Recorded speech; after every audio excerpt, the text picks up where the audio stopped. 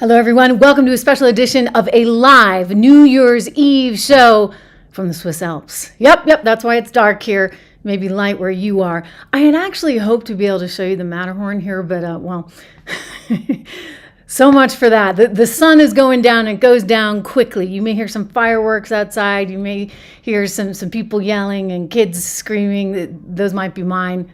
They're on the sledding hill right about now. But I wanted to come to you on this very special New Year's Eve. As we close out 2024, we look ahead to 2025 and we think about all the good things that are going to be happening. I mean, at least for those of us that are maybe conservatives, for those of us that are over here on the streaming side of things, because I'm going to just tell you this is my prediction. You know what?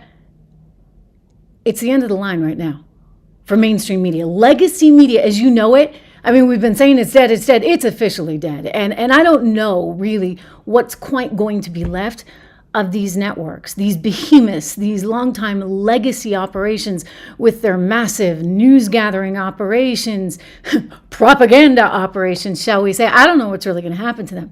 I think it's going to be pretty tough. I was just looking through some of the numbers and I want to share with you right now. Do you know that 5 million people cut the cord on cable last year? You know what? My family was one of them. We finally did it. You'd think, me being streaming, that I would have done that earlier, but it took us a little while. We had to figure the whole thing out. And sure enough, we saved a whole lot of money by cutting the cord. It turns out you can get football and stuff like that on YouTube too. So we cut the cord along with 5 million other people. That number is going to grow and grow and grow. It's one of the reasons why MSNBC is spinning off away from the parent network, because Comcast knows this is not the future. This is not the future. Comcast doesn't have a future with cable anymore. You think about all the layoffs that happened at CNN, at NBC, at Vox, and guess what? There's plenty more where that came from. Thoughts now that ABC is going to be experiencing massive layoffs, the Disney-owned company that, frankly, finds itself in a whole lot of trouble, in part because guess what? The FCC controls those airwaves that they're on. It's actually different than cable in the case of network. And the FCC, now run by Brennan Carr and Donald Trump, they're not such big fans of Bob Iger, Disney's ABC, or Whoopi Goldberg, or George Stephanopoulos, or David Muir, or any of these people. So ABC is kind of up a creek without a paddle. And then you look at some of these numbers, and this just blew me away. First of all, I did not realize that subscriptions were this low altogether. Take a peek here. Let me see if I can show you. Oh yeah, New York Times, print circulation. It plummeted to 267,000, down 13% in 2024. Guess how much it's going to plummet in 2025? A whole lot more. I mean, only 267,600 people are getting the New York Times every single day. And then you get the Wall Street Journal, which is faring a bit better because at least, it's covering something specific.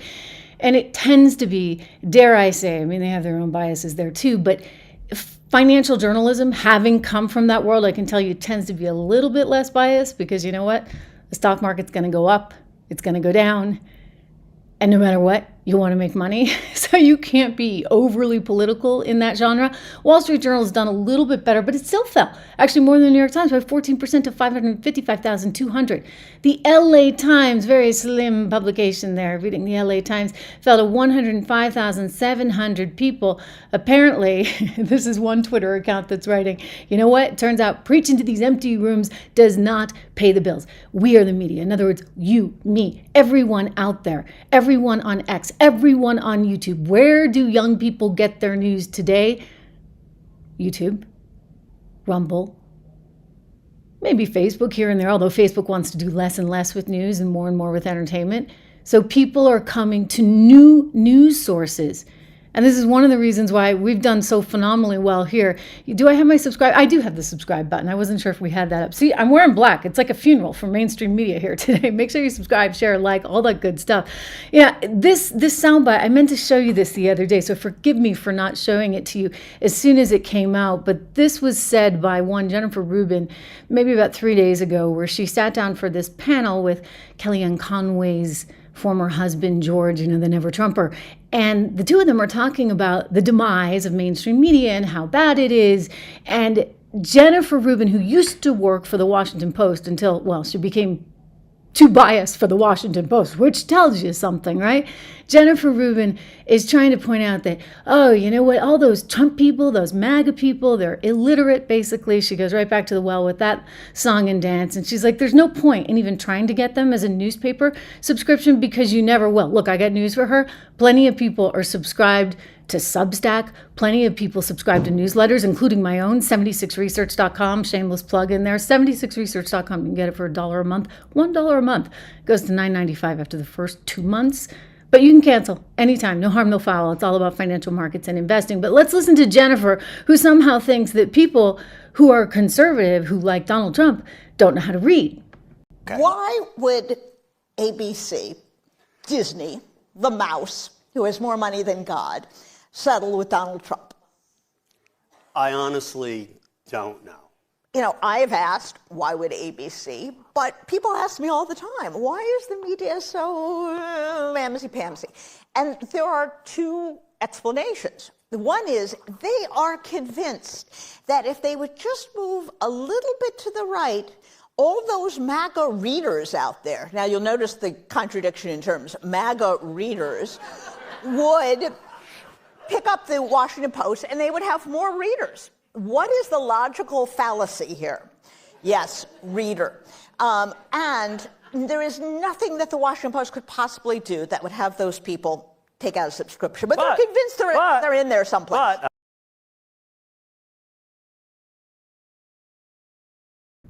But. You heard where she was going, right? Whoa! I mean, she just kind of wants to just give dig after dig after dig after dig. And somehow those people, they're never going to read anyway. So why would you even bother? Again, I have news for her because they are reading. They're just not reading what you write, Jennifer. And they're not reading what the New York Times writes or what the Washington Post writes or the LA Times because it's nauseating. All right? It's gotten exhausting. We're tired of the same old song and dance. We're tired of you basically lying. I mean, I don't know how to say this nicely. That's what you guys did for some 8 years. I mean, we had Russia. Then we had to hear how, oh no, that laptop, that was bought and paid for by the Russians and brought to you courtesy of Rudy Giuliani. That had nothing to do with Hunter Biden, who Joe just pardoned after he promised, and you all swore in your editorial pages this would never happen. After he promised he would never pardon him, what did he do? He pardoned him, and like thousands of other people for that matter, with some serious criminal records. So I think Americans are just kind of sick and tired of reading the same old song and dance and not being able to actually get any truth. I mean, another great example is the COVID thing. We just, this on yesterday's show. You had Robert Redfield, former head of the CDC, now telling us, hey, look, this was a deliberate squash operation by the intelligence arms. The intelligence, the U.S. intelligence, he believes might have even had operators over there in the Wuhan lab, and they didn't want that information to get out. So they immediately squelched it. You couldn't talk about the virus maybe having been created in the Wuhan lab where they were doing this gain of function research. So they lied to you yet again. And not only did they lie to you, they lied to the President of the United States, Joe Biden. They refused to even tell him how bad his polls were or that there was some intelligence that suggested the virus could have come out of Wuhan, China. I'll let you in on a little secret. Those of you that subscribe to the show and watch regularly, you may have heard me say this before, but I knew in February of 2020, I had heard through very good sources that were highly connected to the administration, to intel ops within the administration, and to China, that it was believed the virus had been created in this lab in Wuhan, China, and it was not deliberate. Like, I should caution, it wasn't deliberate, but they felt very strongly that this had been a mistake and it had gotten out. So I'm hearing this in February of 2020. The country shuts down in March 2020. In May 2020, President Trump alludes to, maybe there's been some intelligence that suggests that it could have come out of Wuhan, China. And guess what? Everybody goes nuts. Next thing you know, Nature Journal is totally trashing him. Anthony Fauci, trashing him. Boom, boom, boom, boom, boom. And they're using this as an opportunity to take him out, saying he's lying, saying that blaming China is racist, etc. You know the drill. Only it turns out, now we know, yep, sure enough, came from China. So, no, Jennifer, you know what? It's not that people can't read.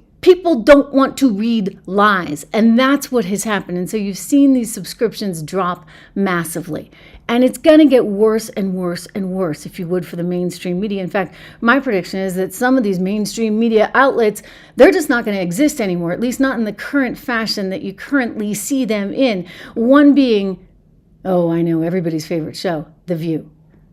So my prediction is in 2025, I would not be surprised, ladies and gentlemen, to see Joy Behar and or Whoopi Goldberg exit The View. I wouldn't be surprised if the entire show goes off the air. It should. It should go off the air because, frankly, it's hazardous, shall we say, to one's health. It's a pretty terrible show, as you well know, and the kind of disinformation, misinformation that's being spun there every single day is just atrocious and irresponsible, and they know it. I mean, this is why Joy Behar, in my estimation, has put her house up for sale for some, $10.5 million for her little 4,000 square foot. I say little, 4,000 square feet for the Hamptons. You know, I mean, the Hamptons where everybody's get 11,000 to 20,000 square feet. She wants $10.5 million for her 4,000 square. Don't let Letitia know that. Letitia James, you don't want her getting in the way of that transaction. She may tell you, Joy, that it's not really worth that. Or for all we know, since she loves you, since you're a liberal, maybe it's worth $100 million. Anyway, Joy Behar has put her place up for sale.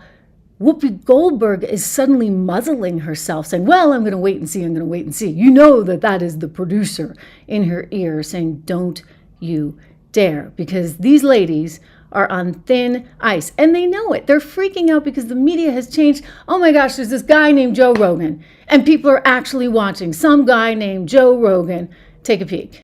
People want us divided, and they aren't just here in this country. They're foreign adversaries who are infiltrating our social media because it is prudent for us to stay that way. So when you see something that really pisses you off, you should triple check that one. Yeah. But I think that's why people like our show, because they know that we are checked by ABC News. But we're checked by everybody. Yeah. I mean, if we're wrong, we have, the legal note here. The human legal. But we went from Walter Cronkite, basically, to this guy Joe Rogan, who believes in dragons.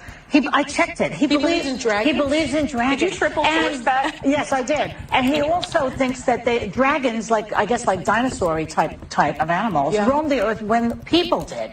So this is the type of really, really bad information that's going out there. Well, in defense, there are some really good news. It's possible that Donald Trump did roam the earth when dinosaurs were here. There are some really good news kind of influencer types, and I think it's great that they're getting information about global and current events in front of younger people who maybe don't tune into traditional media. But to Sarah's point, there has to be some fact checking and actually verification of the things that are shared, because I spend a lot of time on Instagram Reels and I'm served up things that I get outraged about, and then I realize, oh, that's not even true, but I have the sense to go and look it up. But what I do worry about with this, like the Blue Sky versus X, because a lot of people I follow on X, Twitter, have now left to go to Blue Sky, I worry we're all going into our own echo chamber. So we had this, this election that was tense. Donald Trump won, and the right is going to stay on X, and then the left is all going to be on Blue Sky. How do we try to talk to each other? Unfortunately, I will have to say, the other side, I think, has driven people away, because it's not just discourse.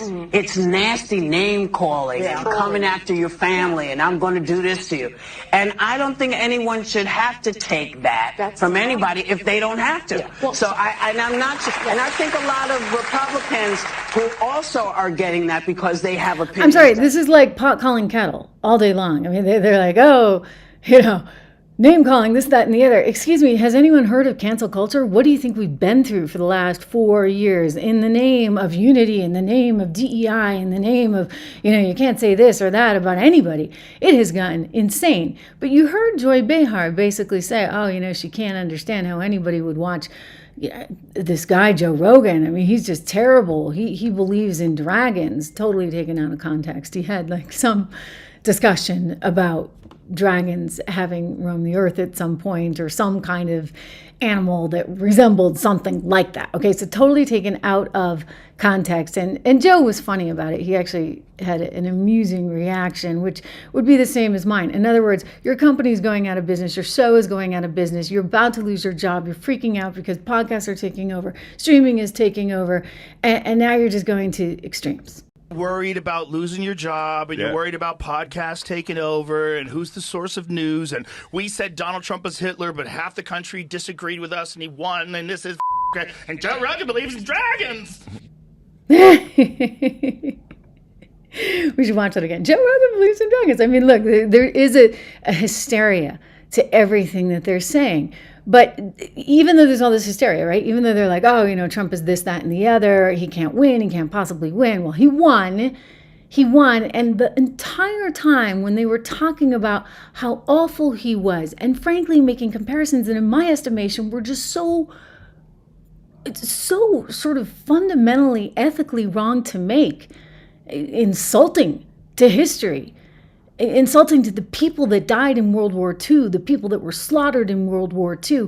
When you start comparing Donald Trump to Hitler, I mean, you lost me. I'm sorry, you have just lost me. And you know what? You lost the rest of America as well. But they were too busy doing that to actually cover the news. The news, like, well, the fact that Joe Biden was really, really, really slipping, and he was increasingly incoherent. Here, I have a little mashup here of how incoherent. I played many of these for you over the course of 2024, and even, you know, we may have some from 2022 and 23 because all these signs were out there. The evidence was there, abundantly so. But, oh, you couldn't play this. No. You were somehow a cheap fake. I was a cheap fake if I played this. No, they were the cheap fakes for not covering it. Thank you very much. Here he is, Biden, in all his coherency, as they'd like you to think. Beer brewed here, it is used to make the brew beer. My memory is fine. The president of Mexico, Sisi, did not want to open up the gate. A solid meeting with the and Mitterrand from from France looked at me and said, I'm going to be a president for everybody, whether you live in a red state or a green state. That's a good one. Anyway, I don't want to. Making Roe v. Wade. The best way to get something done, if it holds near and dear to you that you like to be able to, anyway, of Putin's kleptocracy, $159 billion left. America is a nation that can be defined in a single word. I was going to what am I doing here? One, two. No. Shanga,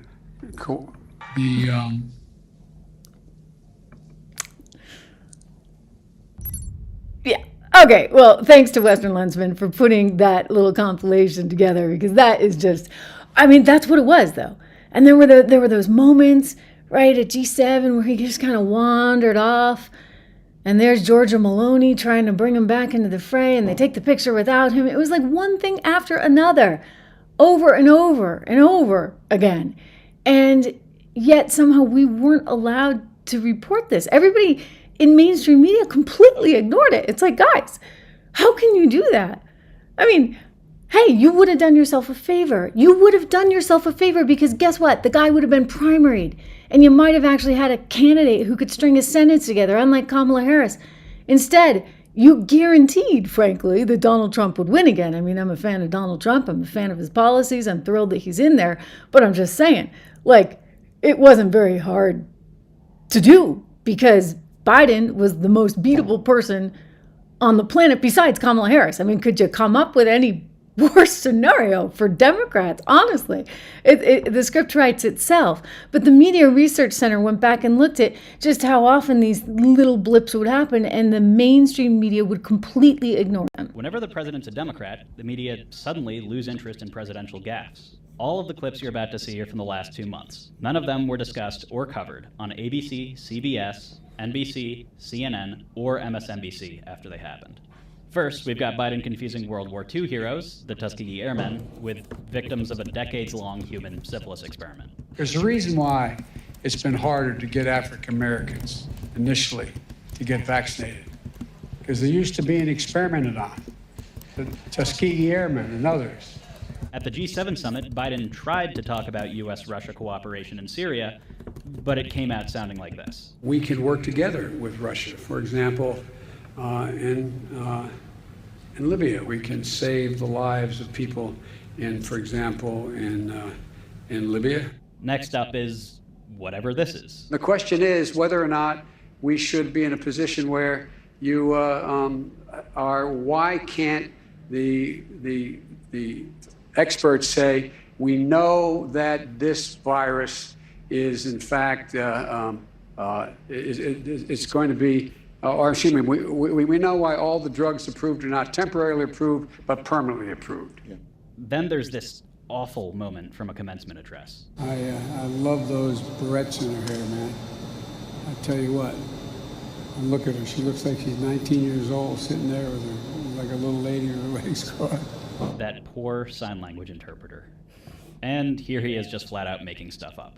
Anyway, and if we don't drive an 18-wheeler, man. Yeah. Oh, I wish I could. That's I awesome. got to. Do any of these snippets have massive political implications?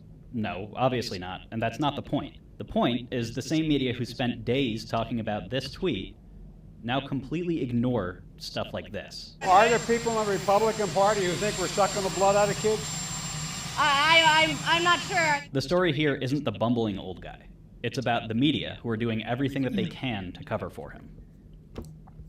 You know, they're right. That's Newsbusters, by the way, Media Research Center, which tries to throw a dose of reality onto things because it's absolutely unbelievable how many faux pas were out there. And that's the kind of thing that, like, listen, had it been Trump, they would have been all over. They were always trying to say that Trump was demented and deranged and, you know, suffering from old age, et cetera. Well, the elephant was in the room the entire time. So they avoided this. They ignored it because, I don't know, because they wanted to continue controlling everything. I think they got high off of power in 2020 with all those COVID mandates. And then they started, you know, signing the checks, right? Because they were printing all that money. And Nancy Pelosi and her crew got in there, Chuck Schumer. And wow, did they spend trillions of taxpayer dollars so they could spend all the money. They could force you to stay home. And this was like a panacea, right? They were totally in charge.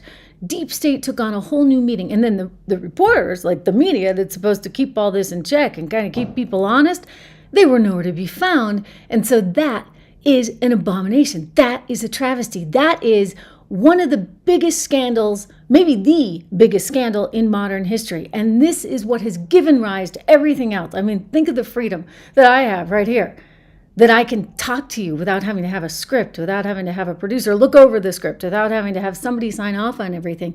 I mean, you don't have that flexibility at legacy media like you do here. And I think, honestly, this is fundamentally what people appreciate the most.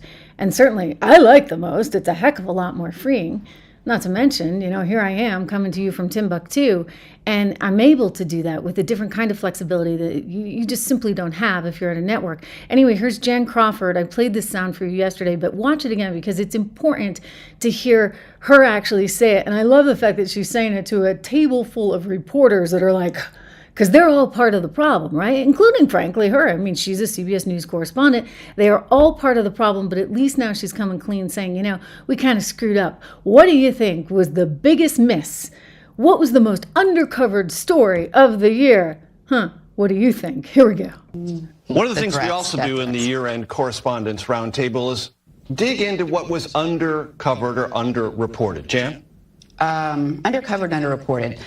That would be, to me, Joe Biden's obvious cognitive decline that became undeniable in the televised debate. At the presidential debate with Donald Trump. Unquestioned. And, you know, it's starting to emerge now that his advisors kind of managed his limitations. It's been reported in the Wall Street Journal for 4 years. And yet he insisted that he could still run for president. We should have much more forcefully questioned whether he was fit for office for another 4 years, which could have led to a primary. For the Democrats. It could have changed the scope of the entire election. Yet, still, incredibly, we read in the Washington Post that his advisors are saying that he regrets that he dropped out of the race. You know, that he thinks he could have beaten Trump. And I think that is either delusional or they're gaslighting. President Biden has said repeatedly he was sick during the debate June 27th in Atlanta, and he's always been fine, and he leaves fine. That is his position, the position of many of his top aides as well, even though there is that reporting. Robert Costa. I mean, that's unbelievable, right? Jan just gave him one big dose of reality, and the other guy's like, well, no. I mean, he maintains that he was sick, and that's why he didn't do so well at that debate. Yeah, you keep going with that, all right? I don't know what happened the rest of the time, like all those other clips that we just showed of Biden seriously incoherent. Here. Oh, here's some more. Used to make the brew beer. My memory is fine. The president of Mexico, Sisi, did not want to open up the gate. You get the drill, right? You get the drill. So the media dropped the ball. Some of them are willing to admit it. Some of them simply aren't because they're clinging to something that no longer is going to exist. In 2025, all of these businesses are going to be challenged. Think about CBS News. Heck, Donald Trump is suing them right now for $10 billion, which is $2 billion more than its parent company, Paramount, is even worth. And he's suing because of what they did with that CBS News 60 Minutes edit. You remember when Kamala couldn't answer the question about Israel? And somehow they strung together some little bits and pieces of her answer. I mean, we don't know how long the answer was. What, she give a 5-minute long answer? The original answer that you saw, they made the mistake of airing it on Face the Nation, was incoherent. And so then they cleaned it up and massaged it a bit so it would sound better to the American public. And in doing so, Trump would argue that was a form of election interference because they were dressing her up. They would never give him the same benefit of the doubt. You know that. I know that. And so it was like this giant mirage. They had a terrible candidate in Joe Biden. They finally realized that they had to get rid of him. I mean, it was the emperor has no clothes. Finally, you had some people saying, gee, this is pretty tough to watch after that notorious debate. And once he dropped out, remember CNN? Jake Tapper, I remember once Lara Trump went on his show and started to refer to the mental challenges of Joe Biden, and Jake just attacked her like an attack dog. He's like, how dare you say it, and that is wrong, and you're not a doctor. I remember saying, even on this show, I had to qualify everything. I'm like, well, I'm not a doctor, because they would jump all over you. But like, hey, we all got 2 eyeballs, and we've all, unfortunately, probably in our lifetime seen something similar with other people, so we know what we're looking at, right? We're not morons. Yet they wanted to pretend they pretended we were morons, or they thought we were morons, and they would pretend that he was okay. Well, he wasn't okay. Once that was finally apparent to everyone, I don't know why they ever allowed him to do that CNN interview. That was perhaps somebody internally who really did want to take him down and put Kamala in. But that was the beginning and the end. I mean, he just couldn't continue. And then he went on back on ABC again. Everything goes back to ABC, to George Stephanopoulos to try and massage the situation. And then that interview was terrible. I mean, there was just no way he could run. And yet the Washington Post out this week with another story saying he still thinks he could win. So I got a news headline for him. No, Joe, you were not going to win. You were never going to win. And you know what? Kamala was never going to win either. The only way the Democrats had a chance in HELL was if they had gotten rid of you from way back when. And even then, I doubt it, because the economy has been lousy. And you guys did that. You're the incumbent. So the Democrat Party is blamed for the horrendous inflation that, by the way, you also told us we shouldn't be believing in. That one really got me. New York Times printing that wages were going up. Real wages weren't going up. Wages adjusted for inflation were going way down. But they're trying not to tell you this. So again, it is no surprise that the New York Times is seeing a decline in circulation of 13% down to 267,600 souls that actually still get this thing. Unbelievable, really. The media is having a hard time, shall we say, coming to terms with it. You know, they're kind of going out of business, so to speak. Things are going to look really different in these newsrooms. I don't think you're going to have the salaries that you once had. You're not going to have the personnel that you once had.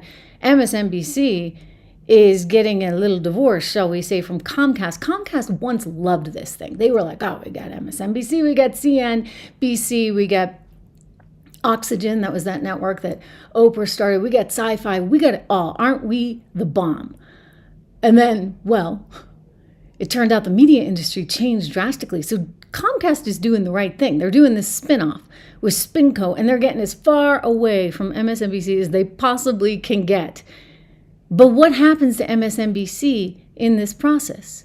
I mean, some of the anchors over there are trying to tell themselves, oh, it'll be okay. We'll have the right kind of investors for the future. Nobody wants this stuff, guys. You know what? You're going to have to actually be accountable. You can't be bankrolled by the mothership anymore. You're actually going to have to try and eke out a living on your own. And I don't think it's really going to happen. Which is why, yes, you're looking at slashing Joy Reid's salary. $3 million too many that she gets to host a show on MSNBC. Now it looks like she's going to have to take a pay cut. And they're sitting there going, we don't understand. I mean, their friend, who I guess is a Politico guy, he runs Politico, Jim Van Dey, he's over there giving some big speech at some big journalism dinner saying, we are so important. And MSNBC is so proud of him, saying, you bet, you are the bomb, man. You are so important. But at the core of that is maybe transparency, maybe a free press, maybe the ability to do your job without worrying to go to jail, maybe the ability to sit in a war zone and tell people what's actually happening so they're not just looking at distortion matters. It matters profoundly. It's why it's not like we just love getting up at 3 or 4 in the morning doing this every single day. Like, we do it because we love it. We do it because it matters. The work that we do matters. Everything we do is under fire. Elon Musk sits on Twitter every day, or X today, saying like, we are the media. You are the media.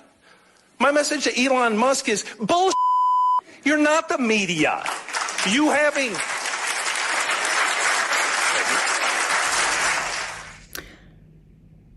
Newsflash. Actually, X is the media. YouTube is the media. Rumble's the media. This is the media. Okay, buddy? Instagram, everything. Social media is the media.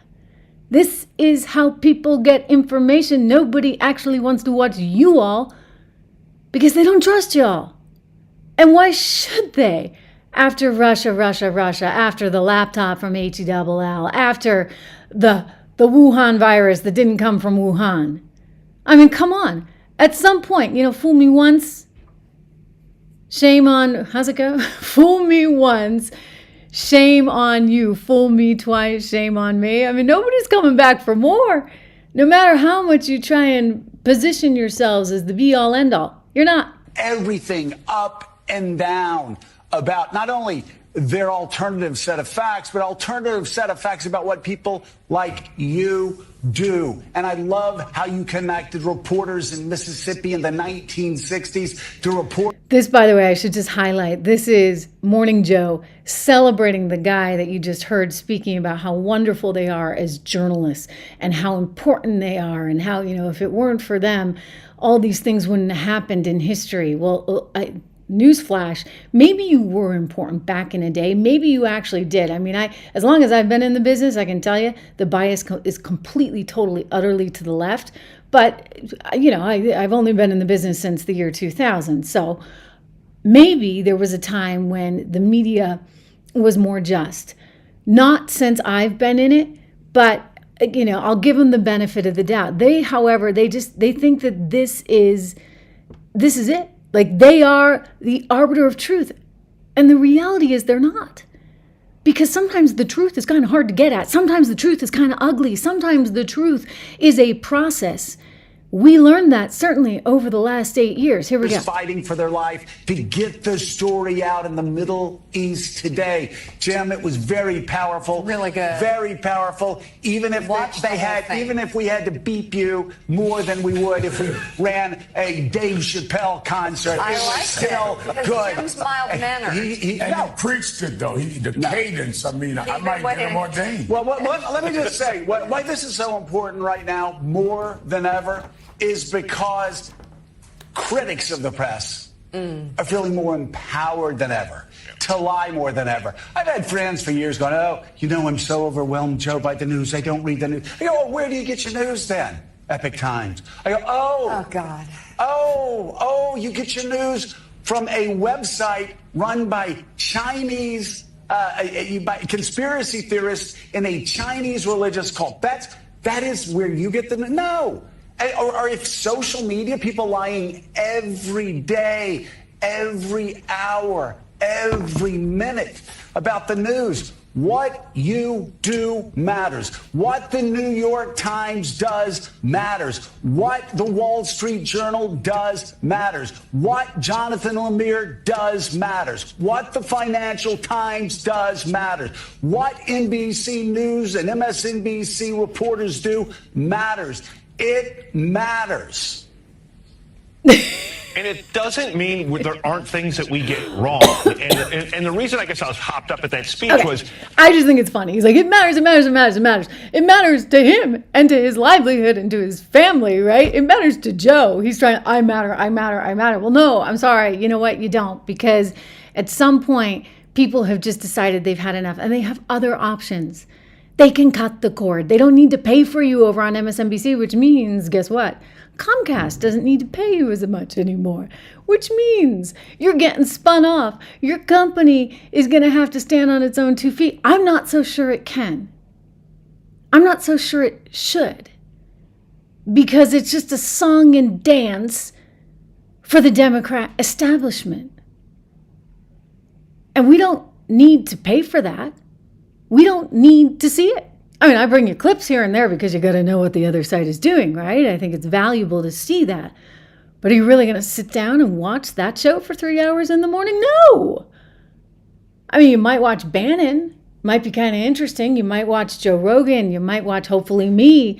Tucker. There's a lot of variety out there. And it doesn't just have to be conservative. I mean, you look at the Young Turks and the success they've had on streaming, and it's a much more liberal kind of show. There's a lot of options out there. But for you to sit there and say, oh, everything on X is somehow a lie, everything that's not us is a lie, that's wrong.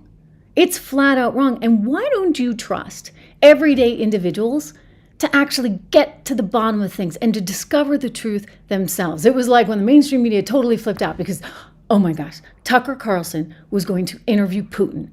And Hillary Clinton's saying, oh, he's just a useful idiot and this, that, and the other. And I'm like, oh, you guys don't want to hear what Putin has to say? I mean, I think it's kind of valuable. Let's hear him in his own words. Like, why would you not want that? Why do you just close your ears and shut everything out? You can't shut the other side out. That's your entire problem.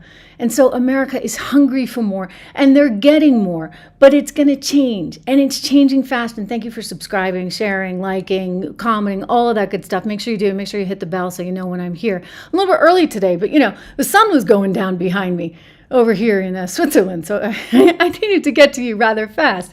It is, after all, New Year's Eve, and I'm 6 hours ahead. Anyway, it's amazing. It's amazing. I will tell you this.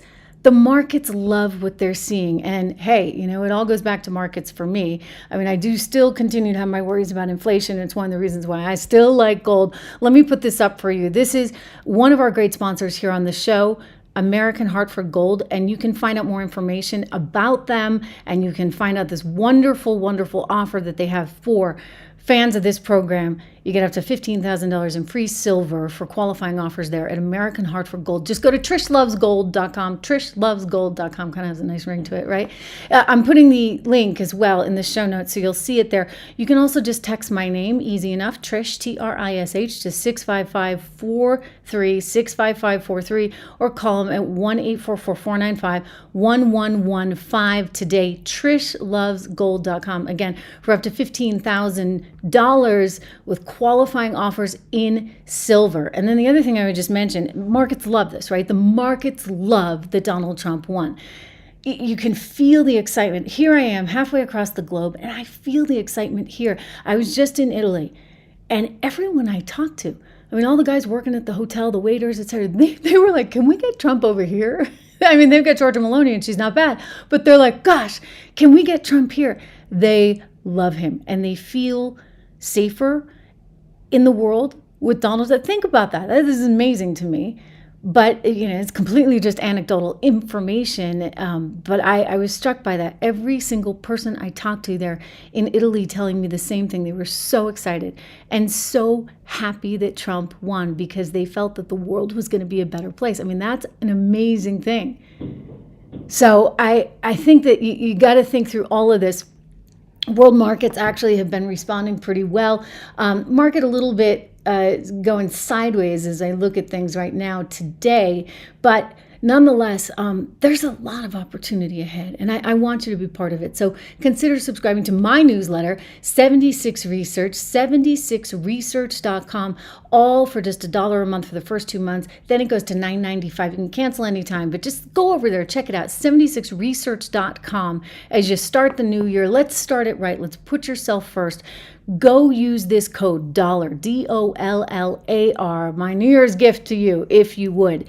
So Jimmy Carter has passed away. God rest his soul. I was talking yesterday about this. The problem with Jimmy Carter is that he was a bit like Joe Biden. A lot of you guys would say, oh, but at least Jimmy was a bit nicer. Joe had all the shortcomings and none of the niceness. None of the niceness. And so there was sort of this perception that Jimmy was a nice guy, but Jimmy just kind of didn't know what he was doing, especially when it came to the economy, especially when it came to international relations. But what I'm troubled by is the legacy he leaves behind in terms of not just how bad he was for the economy. I mean, it was like Biden before there was Biden, but also the disinformation, misinformation that he was willing to push forward. Because don't forget, Jimmy Carter was the one who originally introduced the misinformation of Russia, and the idea that somehow Donald Trump, who was elected by the American people in 2016, was not a legitimate president. I could not believe what I was hearing when he sat down with John Meacham, the very liberal historian, who asked him about Trump. Watch this. I want you to see the entire exchange. The sort of money bite, if you would, is the part where he said he does not believe that he's a legitimate president. But watch how they get into it. Here we go. Russia has been proven by our intelligence community to have interfered with one of our human rights, which is the right of free and fair elections. What's your reaction? How should we deal with Russia? Well, the president himself should condemn it, admit that it happened, which I think 16 of the intelligence agencies have already agreed to say. And there's no doubt that the Russians did interfere in the election. And I think the interference, although not yet quantified, if fully investigated, would show that Trump didn't actually win the election in 2016. He lost the election, and he was put into office because the Russians interfered on his behalf. So do you believe President Trump is an illegitimate president? Based on what I just said, which I can't retract.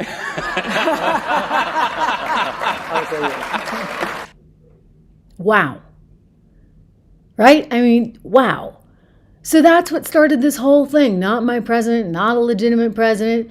And that was echoed by so many politicians. And it was so wrong. That's the disinformation. That's the misinformation we need to be careful of. And it was being spread by former president of the United States. So when Biden goes on and on and on about what Trump can learn from Carter and it's decency, decency, decency, I would just say that was not a very decent move. Here's Biden. Contact his chip. Is there anything that President Trump to take from President Carter? Decency. Decency. Decency. Everybody deserves a shot. Everybody.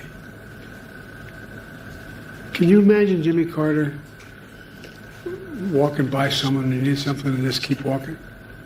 Can you imagine Jimmy Carter referring to someone by the way they look or the way they talk? I can't. I can't. You know, I think the end of the deal here is that one of the reasons why we're looked to by the rest of the world, for the bulk of our nation, we've laid out what our values are. We've said what we believe. It's not just in the Declaration, we hold these truths to be self-evident, but there's a feeling. The rest of the world looks to us. And he was worth looking to. So thank you very much. Appreciate it. Again, I'll just go back to, I don't think it was a very decent thing to say, to call the duly elected President of the United States of America, one Donald Trump, an illegitimate president who was put there courtesy of the Russians. I mean, that's pretty aggressive stuff. And the left ran with that, and that was wrong. And now, isn't it great? He's going right back in, number 47. Look, the CNN panel, by the way, also kind of went off the rails. CNN's really struggling right now. It's another company that I think as a business really is limited. And it's struggling. They put like 10 people on a night because, you know, they got to have this, that, and the other. Everybody's lefty except for one guy named Scott Jennings. Scott's like doing some heavy lifting, let me just say, because he has to voice the conservative side of things while everybody else, all 20 of them, I'm making that up now. I mean, maybe it's just 10. We can count. We'll take a look.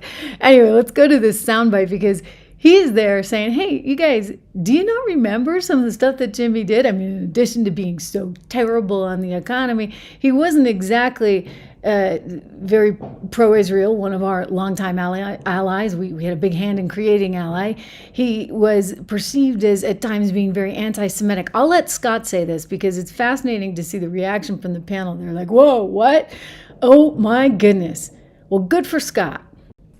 He was a terrible president. That's why he lost in a landslide after his one term. And if it's possible, I think he was even a worse ex-president because of his meddling in U.S. foreign policy, because of his saddling up to dictators around the world, because of his vehement views, anti-Israel views, and more than dabbling in anti-Semitism over the years.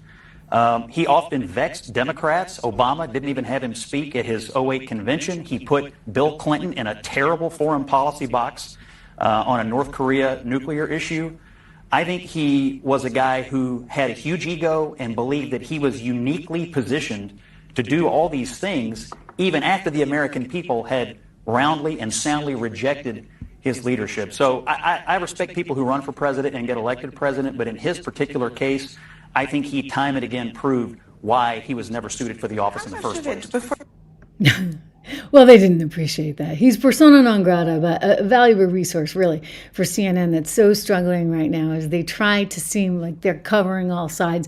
They've got a panel with all the people stacked against one Scott Jennings, but he's doing a good job, and he's continuing to sort of hold up the other side of things. So we credit him with that. But look, I mean, they don't like hearing this.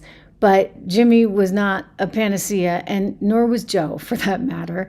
And the similarities are rather striking, and I think they will go down in history together as both being pretty poor at their jobs. Very, very poor. I mean, when you look at the economic struggles that we've had under both, when you look at the struggles with the Middle East we've had under both, not a good scenario. So they can say all they want, okay, he's this, that, and the other, but, you know, the proof is in the numbers, shall we say. Really in the numbers. Okay, so I'm wondering, guys, has Deep State caught on to the Donald Trump win? And are they kind of saying to themselves, gee, you know, we got to kind of do what we can to make this work? Because I saw this soundbite from John Brennan, former head of the CIA. He was on MSNBC, and I'm like, am I hearing things? He actually sounded somewhat optimistic and positive about the transition team that's coming in the Trump administration. I'm like, whoa. Is that John Brennan? John Brennan, who said all those terrible things and told us that laptop was nothing but Russian misinformation, disinformation. He was part of that cabal to try and make sure that Donald Trump didn't win. And when Donald Trump won, again, why is he sort of going soft on us all of a sudden? I think there might be something here, some backstory. I want to play this for you and see if you have the same reaction as me. I'm just so struck, Director Brennan, by the timing of this, not only because it happened on Christmas Day, but because we are in what will be a transition period from one presidential administration to another, and that is playing out with issues all across the world. You had John Kirby saying about Vladimir Putin, this was Friday, quote, "This is not a man who anyone should take seriously when it comes to saying he's ready for a negotiated settlement. He has proven quite the contrary in almost every single possible way." That, of course, talking about Russia's war of aggression in Ukraine. As someone who has been in these rooms and at these tables, can you sort of pull back the curtain for us on what it looks like when a transition in this highly sensitive information is done properly, and when that handoff is not done with the care and consideration it deserves, what that means for America's safety and security? Well, I think this transition to the incoming Trump administration is taking place in a more serious and professional fashion than happened in 2016, 2017. Because you have people like a Marco Rubio, who has been named to be the next Secretary of State, who is well steeped in these issues and also takes them very seriously. And I know that there is engagement between the Biden Department of State and the incoming Trump team. So it's critically important during this period of time because there are things like this that do happen during this transition, and you want to make sure that the incoming team has as much intelligence and analysis as possible that's available so that when they take over on day one, that they are fully informed about what the situation is. So I do think that there are some people in the Trump administration that are coming in that really are trying to do everything they can to be as prepared as possible on January 20th. I mean, am I hearing things? Did he actually say that this transition team is actually not all that bad? Marco Rubio, watch out. This guy kind of likes you. He thinks we've got a good Secretary of State. Oh, my goodness. So it means kind of one of two things. One, they're really, really scared right now because everybody's going to figure out just exactly what went down and the heads will roll. I mean, John Brennan was one of the chief architects of that letter, the letter that got posted, I believe, in Politico. You remember the guy that we saw earlier in the show that MSNBC said, oh my gosh, you're just doing such important work. The letter from the 51X spooks, it was originally the brainchild of one Antony Blinken, who is now our Secretary of State, and who, by the way, has just been on the wrong side of history, like, for his entire career. I'm not saying he's a dum-dum. I mean, he's got, like, all the degrees in the world and went to all these special schools, blah, blah, blah. But he's, like, always wrong.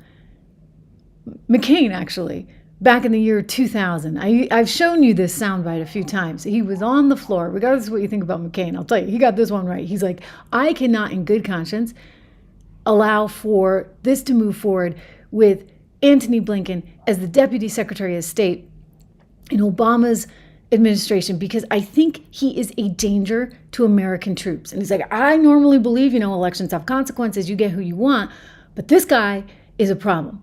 And he was right. So that guy, fast forward that many years to 2020, 20 years later, he's the architect behind the 51X spooks letter where they say that is just a bunch of Russian disinformation and misinformation. There is no truth to that Hunter Biden laptop, all while many of them knew that the FBI was actually investigating that very laptop, investigating that very man, one Hunter Biden, and knew that laptop to be authentic. So, Brennan was behind that. Blinken was behind that. Mike Morrell was behind that. And you say to yourself, why is Brennan now trying to sound so optimistic on the incoming administration? Maybe because he knows he's in deep you-know-what? Could be that. It could just be that, it is a pretty impressive team that's coming in and he wants to give credit where credit's due. But let's just say, I don't think he's the kind of guy who's ever going to give a pass to anybody associated with Trump. So I suspect there's more at play. And I think this is something that we're going to watch, and this is something that is going to develop in time. How many people were deliberately trying to take down Donald Trump? I mean, a lot. I mean, you just look at the array of lawsuits all over the country. And Jack Smith's 2 federal suits. I mean, it's pretty unbelievable stuff. Unbelievable stuff. And so they were busy doing all that instead of doing the basics, like, informing the American people of the challenges that one Joe Biden, President of the United States, actually did face in the everyday existence he had. I mean, it has come out now that you couldn't get a meeting with the guy. He's supposed to meet with his Treasury Secretary. He wouldn't meet with Yellen. He's supposed to meet with his Secretary of State. He wouldn't meet with his Secretary of State. He's supposed to meet with Mayorkas, his head of Homeland Security. He wouldn't meet with Mayorkas. He wouldn't meet with anyone because he couldn't. Think about that. Again, I go back to the reality that this is the biggest scandal of modern times, the cover-up by the mainstream media. So when they're all going down and they're all going out of business, we can say, good. One of the things we also do in the year-end correspondence roundtable is dig into what was undercovered or underreported. Jan? undercovered, underreported. That would be, to me, Joe Biden's obvious cognitive decline that became undeniable in the televised debate. At the presidential debate with Donald Trump. Unquestioned. And, it's starting to emerge now that his advisors kind of managed his limitations. It's been reported in the Wall Street Journal for 4 years. And yet he insisted that he could still run for president. We should have much more forcefully questioned whether he was fit for office for another 4 years, which could have led to a primary for the Democrats. It could have changed the scope of the entire election. Yet, still, incredibly, we read in the Washington Post that his advisors are saying that he regrets that he dropped out of the race. That he thinks he could have beaten Trump. And I think that is either delusion. Yes, it's delusion. I mean, his advisors are all, listen, they're all nuts, and they're all living on a different planet. They all think there was no inflation. They all think, the world is some kind of panacea, and it's good for them. But you know what? It's not good for anyone else. And that is why he lost. And you can do the postmortem as much as you want. I mean, it's hysterical that they actually still think, or he thinks, he could have won this. No, Joe Biden never could have. I mean, look, he's probably happy because any which way you slice it, he goes down in history as the only guy who beat Trump once. Of course, he needed a full-on lockdown in order to do it. They had to keep you at home and go absentee ballot extravaganza in order to really pull off that win. Because think about it, he couldn't have gone on the campaign trail. He wasn't well enough even then. He sat in his basement and read a teleprompter the entire time. And I kept warning people. I said, make sure that, you're not just voting against someone because you don't like his tweets, and the State Department's muscling their way into Twitter, as they did at the time, to make sure that Donald Trump was off that platform. When he was off other platforms, he had to create his own platform, right? Truth Social. Make sure you're not voting. Make sure you're voting for policy. Because I haven't heard anything that seems like it's going to be decent policy out of Joe Biden. He just keeps sort of trying to go with this nice guy image. Kind of like Kamala was just going with joy. Like, we're going to vote for joy. I'm sorry. I mean, frankly, you don't seem that joyful to me. Honestly, you don't. And second of all, okay, joy's not going to work when people can't afford eggs. People can't afford to take care of their families. I saw another headline today. Credit card debt has grown massively to a level that we actually haven't seen since 2008. So that's scary stuff. And it's going to be tricky for Donald Trump. He's walking into a situation that, honestly, between you and me, is going to be enormously tough. It's one of the reasons why I'm glad Scott Bessett's in there for Treasury Secretary. He's smart. We're going to need some really thoughtful, creative thinking about how we manage this economy. And we got to tame inflation while not putting the economy out. So this is an important time, a crucial time. Look, if you're worried about inflation, I still am, frankly. I mean, I do think that it's been game on for so long with this Federal Reserve, and frankly, for the rest of it, right? You had Nancy Pelosi, Chuck Schumer printing money. You had Biden giving out his third stimulus check. As a result of all that money printing, you need to think about what that means for the long-term future. And you want to make sure that your dollars are keeping up with inflation. One way to do that, one of the ways I like, is through diversification into gold. If you're interested in investing in gold, go to this handle right now, trishlovesgold.com. trishlovesgold.com. American Heart for Gold is one of our wonderful sponsors here on the Trish Regan Show. And friends of the show can get actually... I'm just looking at your comments. See, I told you the show was live in real time.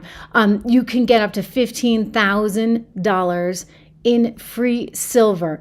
Peace of my mind saying, hey, what's that with Trish Loves Gold? Text in the corner. So again, Trish Loves Gold. You can go to trishlovesgold.com and sign up and get more information, or you can text my name, Trish, to 65543. You see, peace of my mind. We are on the road.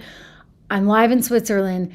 And I don't have the same graphics package or the same microphone or the same lights or the same anything. But it's okay, right? Because we're here together. And that's what counts. But I do want to make sure that I get a plug-in for our great advertisers on the show. So trishlovesgold.com. Text Trish to 65532. 655, I think it's 65532. We better make sure. We're going to check that and make sure that it's the right number. And then you can call 1-844-495-1115 today, up to $15,000 in free silver. And then the other thing is to go take a look at, we're in the other corner now, peace of my mind, on the lower I guess that would be my right side, your left side. Get Trish's financial research just $1 a month with code word dollar, DOLLAR, 76research.com today. This is not a sponsor of the show. This is actually my own company that I started with a dear friend, Rob Horton, who's a brilliant stock picker. And we have a lot of really good ideas for you in 2025. The other thing that you can do if you don't want to pay $1 a month, gosh, guys, you should pay $1 a month, okay? You're going to get really good information.